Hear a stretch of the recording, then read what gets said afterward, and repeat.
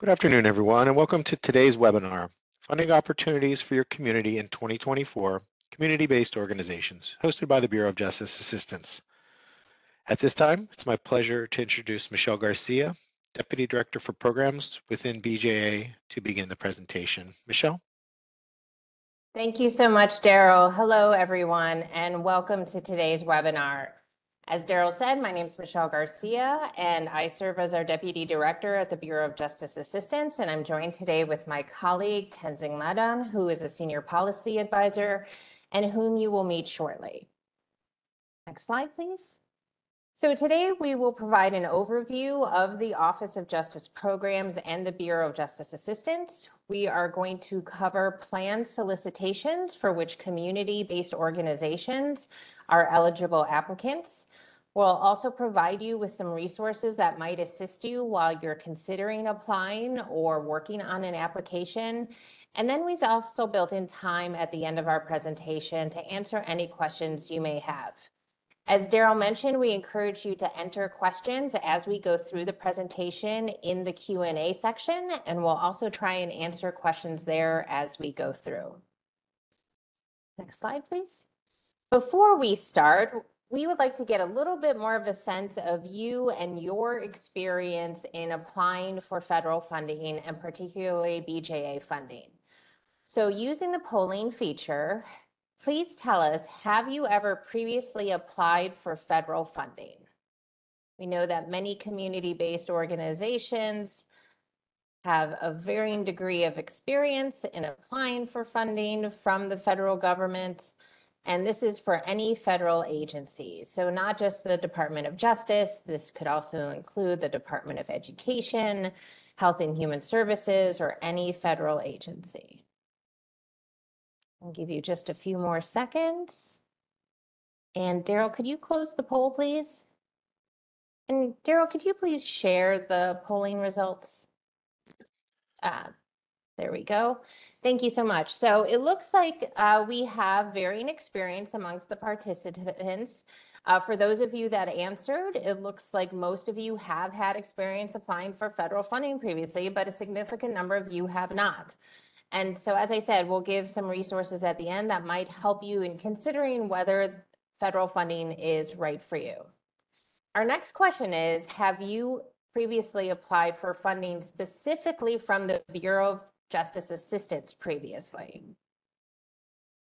At BJA, we fund a wide variety of purpose areas related to the criminal justice system and other systems and supports that touch the criminal justice system. So we're curious if you have applied for funding from us previously. We'll give that one more second.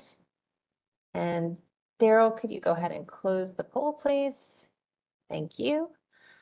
All right, very similar. We have a range.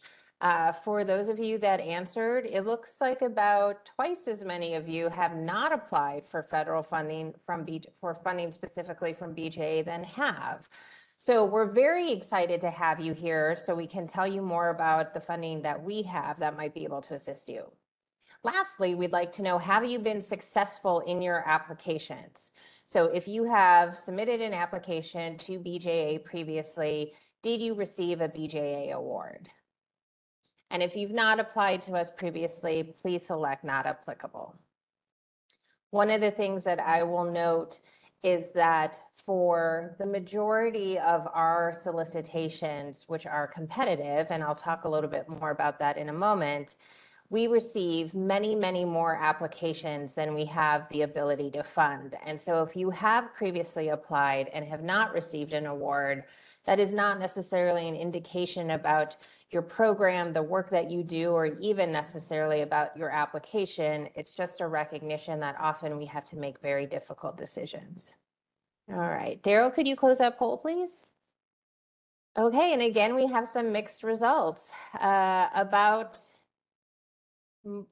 twice as many of you have actually been successful in when you've submitted an application and have received funding. So great to have some either current or former grantees back here with us, and we hope we can give you some new ideas and opportunities for additional funding.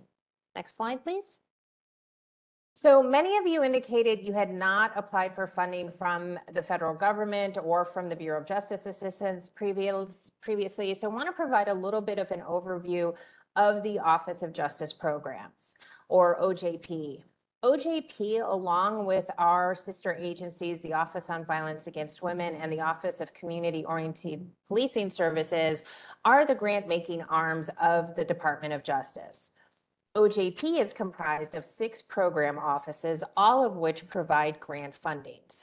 That includes our office, BJA, as well as the Bureau of Justice Statistics, the National Institute of Justice, the Office for Victims of Crime, the Office of Juvenile Justice and Delinquency Prevention, and the Office of Sex Offender Sentencing Monitoring, Apprehending, Registering, and Tracking. Next slide. The Bureau of Justice Assistance celebrates its 40th anniversary this year. We were established in 1984 to reduce violent crime, create safer communities, and reform our nation's criminal justice system. And that still guides our work today under the leadership of Carlton Moore.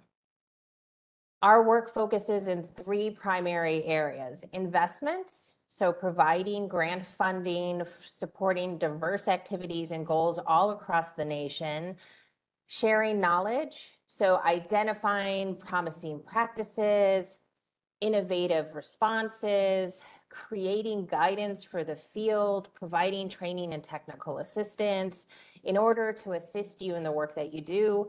And then lastly, engagement with organizations like yours, national, state, local entities, to understand from you what is it that you are seeing in your communities and what needs can we help support. This year, BJA has over 80 planned solicitations. And I would like to note just where we are in our funding cycle and also in relation to having an annual budget. That currently, because we're operating under a continuing resolution, want to note that there may be changes to the solicitations that we're going to talk about today based on any final legislation or appropriations. Regardless, this should give you some indication of the types of activities and solicitations we will have, and we hope that we'll be able to put all of these out. So 2 resources that are incredibly valuable. If nothing else, bookmark these 2 websites on your computer. On the left is the BJA webpage where we will post all of our available funding. We are just in the process of starting to release solicitations. We have, I believe it's 3 that are currently open, and we'll be releasing more solicitations every day. So some of the solicitations we're going to talk about today are not yet live, and so there may be some specific questions we're not able to answer, but many of our solicitations are very similar from year to year, and so there can be a value in looking at last year's solicitation to get some guidance.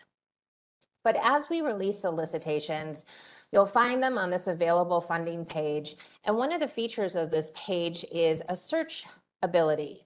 You can go in and you can enter in a keyword related to the type of work you're looking to support. So if your program is focused on reentry, you can enter reentry into the keyword search and it'll bring up all the solicitations that may support reentry programs and services. Similarly, if you're looking for, say, crisis response intervention teams or any other type of work. Similarly, on the right is the Department of Justice Grants Program Plan, where you can do the same type of search, but it includes all of the planned solicitations, not just for BJA, but for all of the Office of Justice Programs offices, as well as OVW and COPS. Again, I will note that these are planned solicitations and they could change or be canceled as we get our final legislation and appropriations. Next slide. So within BJA, we have typically 2 types of grants, formula and discretionary. With formula grants, these are typically administered by a state administering agency, and dollars are often passed through to local entities. More often than not, these funds are distributed on a non-competitive basis. based on a formula that is often based on population as well as crime data. For formula funds, if applicants submit an application, they will likely receive those dollars. Discretionary actually makes up the majority of the solicitations we will be releasing. In this case, you will apply directly to the Bureau of Justice Assistance. As I mentioned earlier, we often receive more applications than we're able to fund, so decisions are based on preset criteria.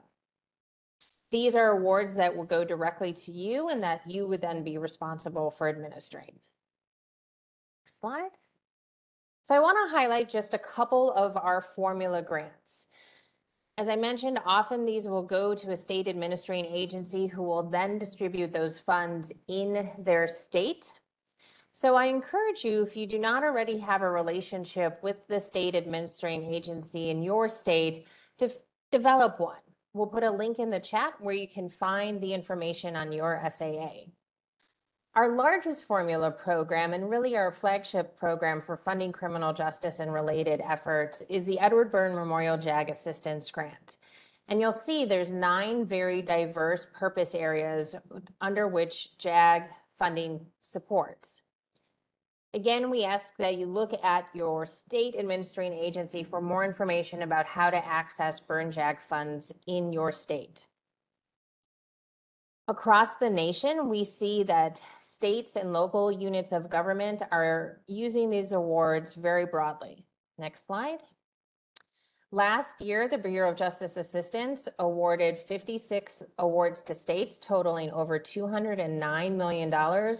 And to date, 949 awards to local units of government totaling over $96 million. The solicitations for Byrne JAG we anticipate releasing this summer for fiscal year 2024.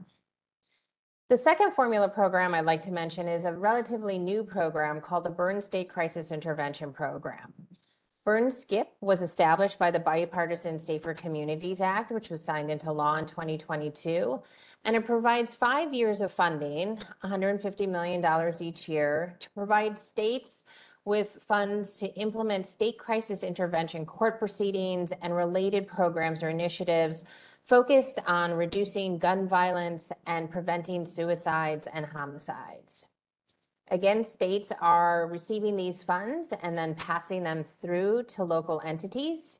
So again, reach out to your SAA to see how they are using the funds in your state. With that, I am going to turn it over to my colleague Tenzing, who is going to talk about some of our discretionary grants. Tenzing? Thank you, Michelle. Next, I'll cover discretionary grants. As Michelle mentioned, these are typically competitive. Selection criteria are included in the solicitation, and it follows a formal review process, including a peer review piece. All right. So here are some of the examples of programs that support community-based organizations, and we will be going over these programs in the next few slides. And before I move to next slide, I want to note that BJA encourages organizations to partner. So even if your organization is not directly eligible to apply for a particular solicitation, you could explore a partnership with an eligible entity for which you could receive a subaward. So you might want to look at the link that Michelle shared earlier of planned solicitation for fiscal year 2024 and start planning and/or partnership outreach effort. You can start working on that. The first one here is the community-based approaches to prevent and address hate crime. This program provides funding for community-based approaches to prevent and address hate crimes that promote community awareness, increase victim reporting, and improve responses to hate crimes. Examples of strategies or activities that can be funded include supporting individual organizations seeking to pilot prevention strategies and facilitate dialogues and community healing, establishing effective outreach and education and engagement strategies that meet the needs of the group or population being served, developing a dissemination plan for materials to local organizations across the country, and or establishing practices or activities aimed to reduce the frequency and impact of hate speech, hate incidents, and hate crime. These are just some of the examples. Eligible applicants, as noted here, are Native American tribal organizations, nonprofit, private institution of higher education, and public and state-controlled institution of higher education. The funding per award varies by purpose area you're applying for, but the maximum award amount is up to $1 million. OJP, Community-Based Violence Intervention and Prevention Initiative, seeks to prevent and reduce violent crimes in communities by supporting comprehensive evidence-based violence intervention and prevention programs based on partnership among community residents, local government agencies, victim service providers, community-based organizations, law enforcement, hospitals, researchers, and other community stakeholders. Some of the examples of strategies or activities that you can include are developing, implementing, expanding, or enhancing comprehensive CVI and community violence intervention strategies to maximize existing or new resources, conduct needs and gap assessment, build a new or strengthening existing multidisciplinary working groups to serve as CVI-PI team members, develop and implement a data-driven violence reduction strategic plan, enhance a state's capacity to lead a proactive CVI strategies, or deliver training on technical assistance and subaward to subrecipients, community-based organizations to implement and lead some of the CVI strategies. And on the right, the map with the dots reflect the CVI-PI project sites that were funded in fiscal year 2023 and 22. OJP has made nearly $200 million worth of CVI-PI awards, and the link to the map should be is included in the chat section. Thank you, Daryl. So you can have a closer look at the project sites in your area. Next, we have a field-initiated Encouraging Innovation program, which supports new and innovative strategies for preventing and reducing crime, enhancing the criminal justice system through innovative approaches that accelerate justice by identifying, defining, and responding to emerging or chronic crime problems and systemic issues. We are looking for new approaches that address gaps in responses, builds or translates research knowledge, or builds capacity. Some of the examples of activities can include responding to a precipitous increase in crime, including violent crime, and improve system capacity to track and respond to increase in these types of crime, addressing substance use disorder and or efforts to prevent or respond to drug overdoses and fatalities, improving outcomes for justice-involved individuals, including those who are currently or were formerly incarcerated, responding to increase in hate crime and or increase in access to justice and supportive services. So those are some of the examples. And in FY24, we are projecting being the word here, we are projecting to fund up to 10 awards for up to $1 million each under the two categories, one funding state, local, tribal, and regional strategies, and the second focusing on the national strategies. Improving adult and juvenile crisis stabilization and community reentry program. This program seeks to enhance or implement services to improve reentry, reduce recidivism, address the treatment and recovery needs of people with mental health, substance use, or co-occurring disorders who are currently or were formerly involved in the criminal justice system. And some of the examples of activities that can be funded under this program include screening and assessment, clinical treatment and recovery services, continuous care coordination, planning, and other wraparound services. So those are examples. And the eligible entities are state, county, city, township governments, federally recognized Native American tribal governments, and community-based nonprofits and behavioral health care provider, with a funding amount of up to $750,000 per award. Next, we have the Kevin and Alante program. reducing injury and death of missing individuals with dementia and developmental disabilities. This program seeks to develop a comprehensive approach that responds to and prevents the wandering of individuals with forms of dementia, such as Alzheimer's disease, or children with developmental disabilities, such as autism, as well as to increase individuals' safety and facilitate rescues of individuals with dementia and developmental disabilities.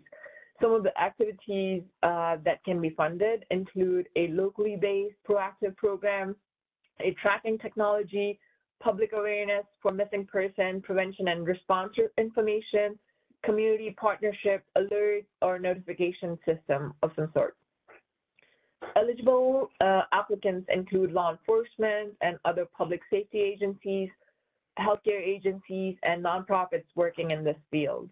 The maximum award is up to $150,000 per award under this program.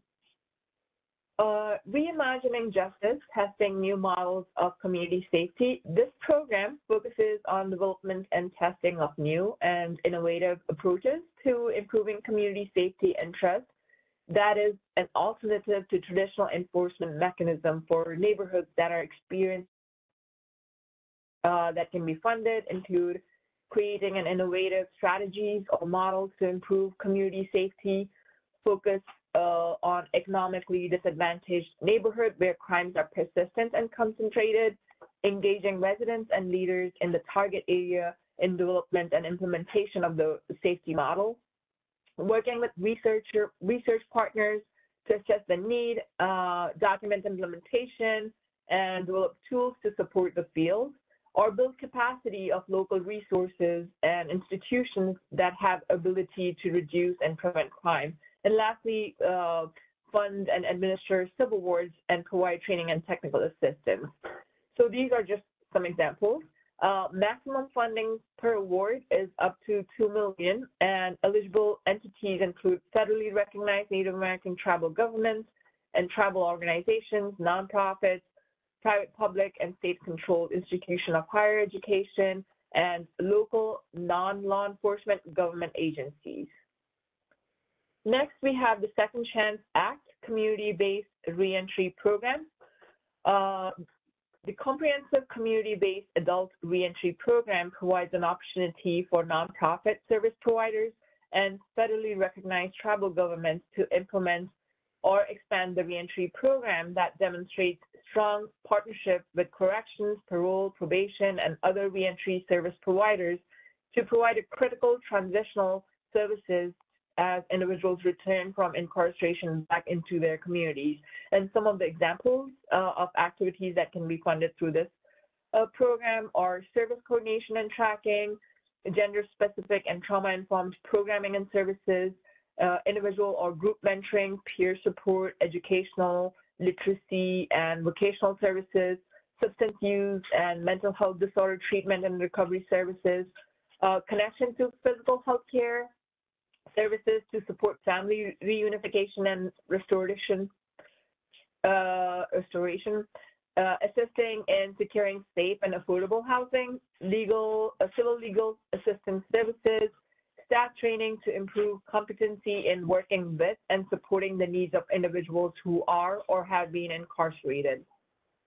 While this program provides direct funding to nonprofit organizations and federally recognized tribes, there are other reentry solicitations that may be directed towards states, localities, and tribes as eligible applicants where nonprofits could partner with them as a sub-grantee under other solicitations.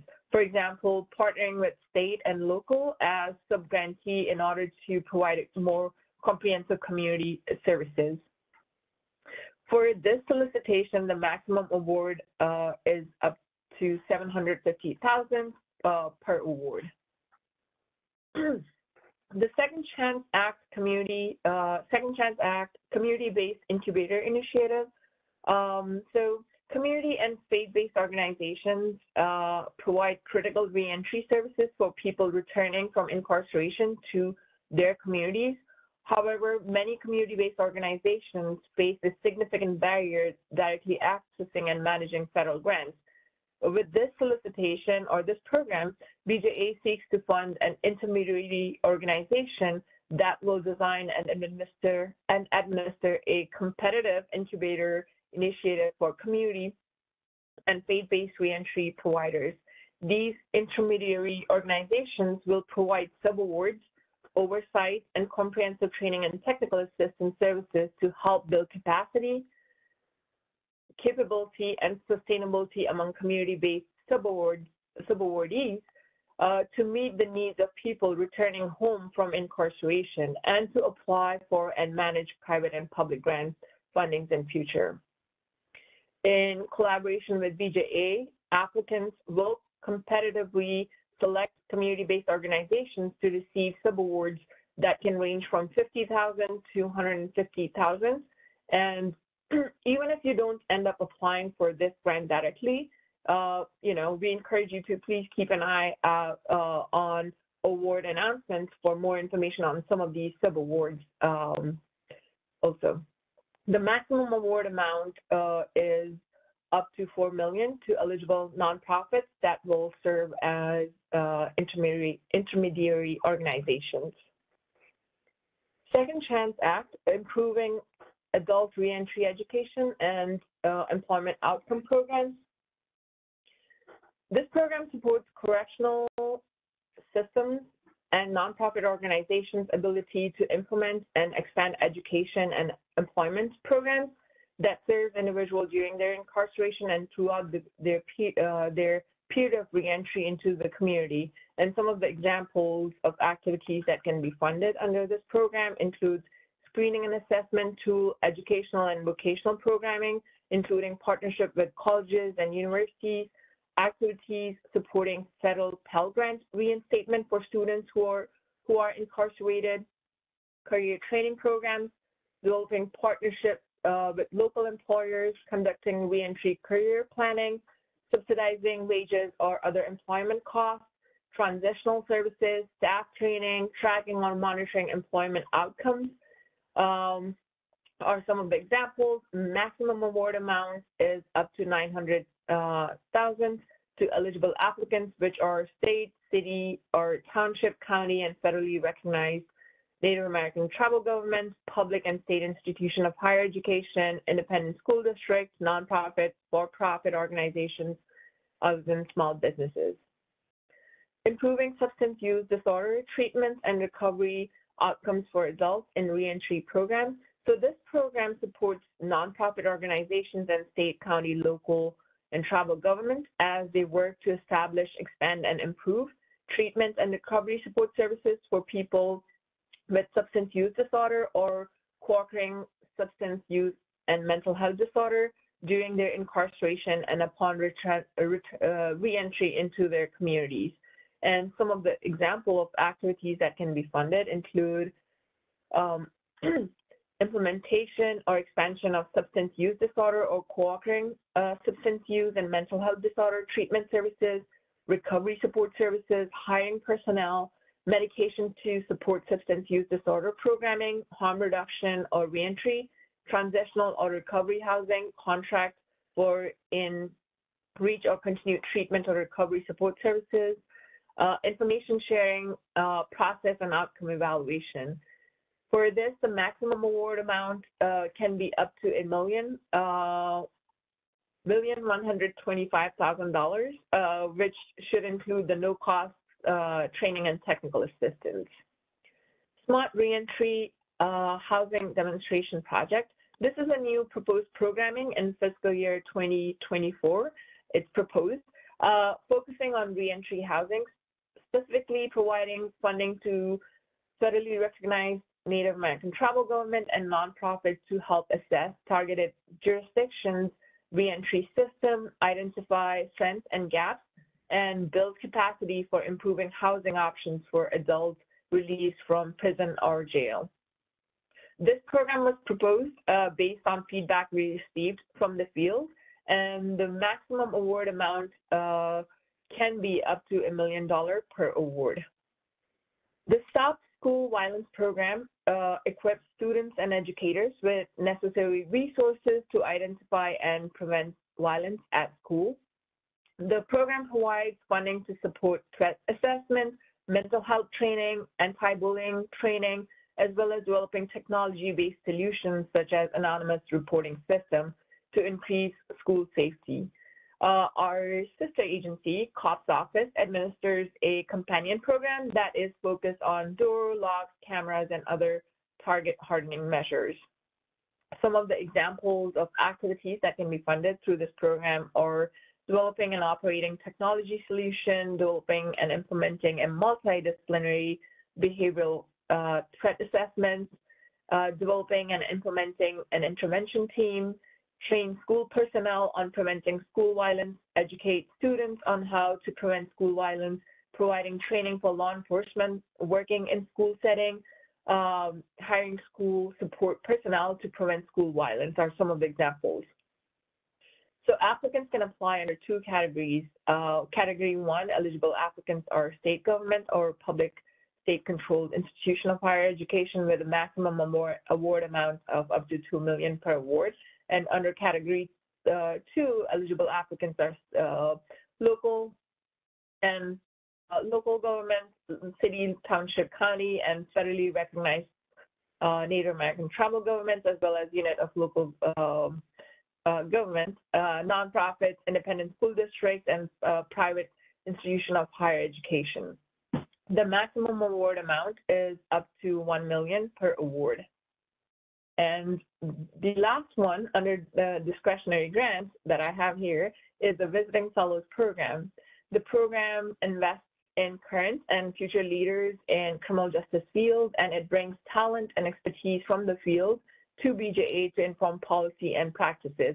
And some of the strategies or activities that can be funded include reducing stigma for persons with substance use disorder and criminal justice involvement, enhancing support of or reducing stigma for persons with criminal justice involvement who are in recovery, improving corrections and reintegration under the Second Chance Act, advancing strategies to prevent and respond to hate crimes, enhancing strategies for addressing violent crimes in tribal communities, and building capacity of community violence intervention leaders to enhance community safety.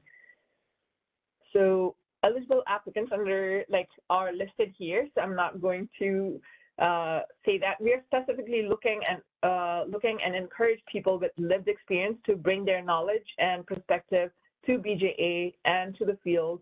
And also agencies that have not received BJA funding before, we really strongly encourage them to apply. So with that, I'll pass it back to Michelle. Thank you so much, Tenzing. In addition to the solicitations, we also wanted to highlight some resources that are available to you, whether you are a grantee or even if you are not a grantee. BJA supports training and technical assistance, or TTA, programs to meet the unique needs of grantees and other criminal justice practitioners and agencies. The objectives of our TTA is to provide information to grantees and criminal justice professionals and partners to replicate model programs and approaches, increase knowledge and use of best practices, emerging technologies, and new models, and support agencies and jurisdictions to identify and address operational and programmatic needs. We support over 100 training and technical assistance providers, and the National Training and Technical Assistance Center, or NTAC, is really the one-stop shop for all of BJA's justice-related training and technical assistance. So again, I want to stress that our TTA is available to you whether you are a grantee or not. So please check out the resources that we have available through NTAC. Next slide. And as I said when we started, we want to give you some tools and resources and tips that can help you as you're thinking about applying or starting to work on applications. One other piece I want to mention is that we're in the process of starting to release solicitations. Typically, solicitations will be open for 60 days from when they are released. And I encourage you to spend some time with it and also recognize that many of these solicitations are repeated from year to year, sometimes with slight adjustments or changes. But you can also think about planning over the course of the next year to apply next year. And so if you're not quite ready yet, if you're not going to be able to have all the pieces in place this time around, you can spend the next 12 months planning for the next time a solicitation is released. Next slide. And I wanted to mention that for every solicitation we release, we will post it on our webpage. And on that webpage, it'll include the basic information, an overview, a link where you can download the solicitation, but it will also include a solicitation overview for most of our solicitations. This is a document I recommend that you start with. It is a one-page document that talks about who is eligible to apply for the funds, why would you consider applying, how much money is available, if there's any priority areas that we have, and some examples of strategies or activities that could be supported. This is a great way to try and assess initially, is this the right solicitation for me and for what I'm looking for funding for? And if you think it is, then download the solicitation, spend time reading through it.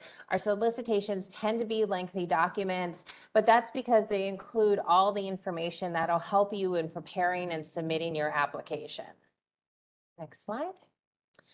For almost every solicitation that we release, we also host a webinar that will go through the solicitation and the requirements, talk about the types of things that can be supported, but it's really also an opportunity to answer any questions you might have about that specific solicitation. All of those webinars get recorded and posted to our website. So even if you're not able to attend at the time that it's held, you can go back, look at the materials, and view the recordings. We're also hosting a series on all of our FY24 funding opportunities. This webinar is the second in that series. We kicked it off yesterday with a webinar focused on funding opportunities to support behavioral health services and activities. We have several more coming up over the next few weeks. And I specifically want to highlight the federal funding process, first steps to applying, how to prepare now, and other considerations, particularly for any organizations that have never applied for federal funding before, never applied to an Office of Justice Programs or OVW or COPS, because it'll go through some of the things to think about, the steps that you'll need to take, and also introduce in greater detail the systems that you would be working in.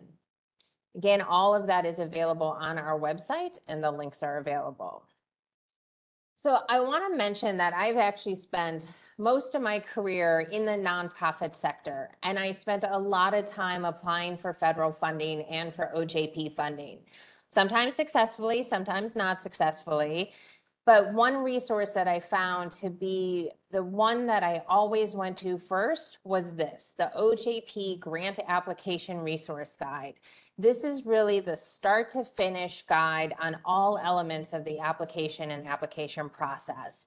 If I have a question, if I was unclear on something, if I was trying to get more detail, this is a great place to start because there's a great likelihood that you can find the response to your question there. If not, we'll tell you where else you can ask those questions. Next slide. One of the things we often get asked by potential applicants or perhaps applicants who did apply but did not receive an award is, can we see an example of an application that was successful? And so we've actually started to work with grantees who have been successful, who've been willing to share their applications to be able to make those available to you so you can see what did a successful application look like. We're continuing to add to this regularly, and we encourage you as you're putting together an application to see what some examples of successful applications are available for a solicitation that you're interested in. Next slide. Now, when you apply for funding at the Office of Justice Programs, our applications are actually a two-step process. There is an element in which you submit part of your application in grants.gov, and then you'll submit the largest part of your application in our electronic grant system called Just Grants. So Just Grants is actually not only where you would apply for funding, but also if you are successful and receive an award, where you manage that award. Assistance in both of these systems is available by phone or by email. And as you run into any issues or challenges or questions, please reach out to grants.gov and to Just Grants to get additional support. I will also note that Just Grants, we hosts many trainings themselves. And Tenzin, can you actually go back to the previous slide? Thank you. That if you want to learn more about Just Grants, if you want to view videos for how to work within it, there are job guides, you can see frequently asked questions, and you can connect directly with someone for individualized user support. There are weekly sessions on different topics, and so lots of resources available to help you in navigating Just Grants. Next slide. Next slide, please. And then if you are successful and you do receive an award, there are numerous resources also available to help you in managing those awards. At the application stage, or even while you're thinking about applying, I think it could be really helpful to look at some of these resources because it'll give you a sense of what is going to be required of you as a grantee. So looking at the DOJ Grants Financial Guide to understand what sorts of financial policies or procedures are you needing to have in place, understanding what sort of performance measurements you're going to have to be collecting and reporting. It's good to get a sense of that up front as you're considering applying.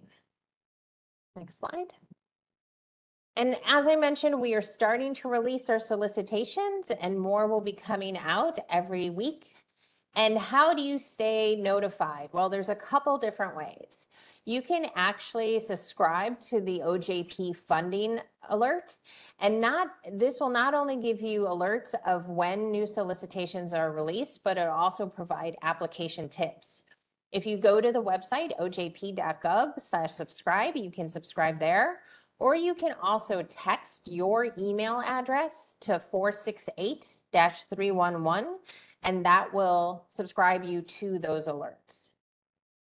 And if you follow us on social media, you can also get notified of when we release solicitations.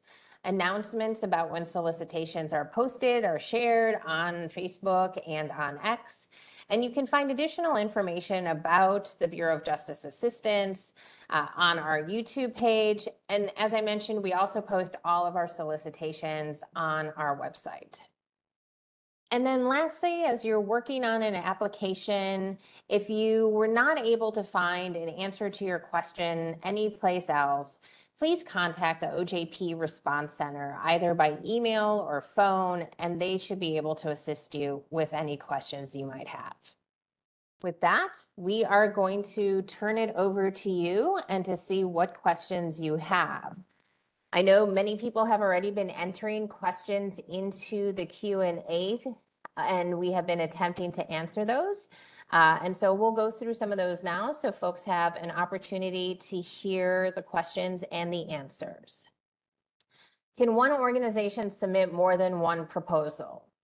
So an organization can submit multiple applications for different solicitations. So you can submit an application to the community-based violence intervention and prevention solicitation.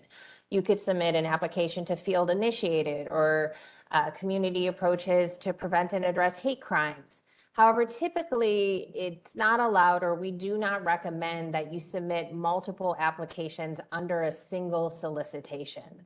We really want you to put forward your best proposal and one proposal. Where can I find formula grants? So if specifically you were asking about the Burn JAG or the Burn SCIP formula grants that we talked about earlier, the links to those I put in the question, and so you can find more information on those websites. How do we find out who the state administrating agency is? Daryl posted the link to the page that provides that information in the chat, and I also posted it in the Q&A response. The hate crimes funding, would it be for responding to crimes only or preventing as well? So the name of the solicitation is actually the community-based approaches to prevent and address hate crimes.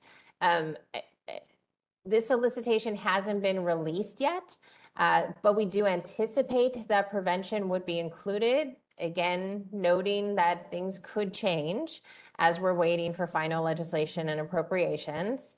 You can look at previous year's solicitations to see the types of activities that were allowable under those solicitations. As I mentioned previously, often the solicitations are very similar from year to year. Would this include funding to become a halfway house facility? So I'm not sure specifically which solicitation that was being asked about. However, what I would say is, given that most of these solicitations have not yet been released, there are some very specific questions that we're not able to answer yet.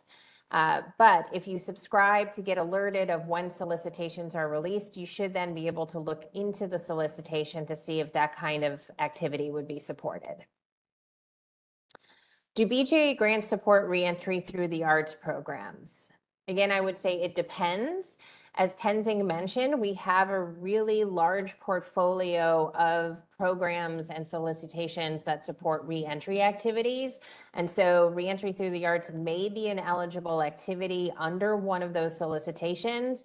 But again, when the solicitation is released, please review it to see if it would actually be allowable.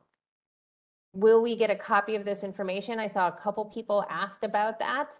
So the recording, transcript, and PowerPoint slides will be posted to the BJA website, and an email will go out to everyone who registered for this webinar when those become available.